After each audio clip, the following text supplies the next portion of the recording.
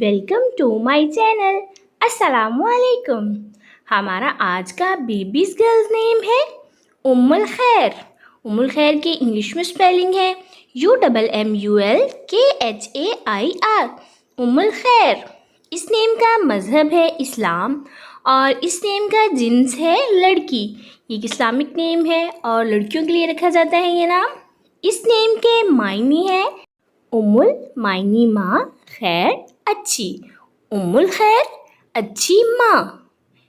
इस नेम के हरूफ की बात करें तो उर्दू में 6 हरूफ के साथ एक लफ्ज़ बनता है और इंग्लिश में इसके 9 लेटर्स 1 वर्ड उम्मुल खैर। इस नेम की तफसील है उम्मुल खैर क्योंकि ये नाम 2 नामों से मिलके बना है इसलिए इसको इसी तरह रखा जाएगा। और आप भी अपने नाम का मायने जानने के लिए कमेंट्स में अपना नाम लिखें और मायने जानिए। एंड अपने नाम की स्पेशल वीडियो बनवाने के लिए भी आप मेरे कमेंट बॉक्स में अपना नाम कमेंट कर सकते हैं। And please subscribe my channel, like, comment and share.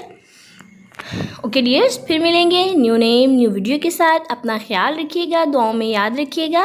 अल्लाह हाफिज़।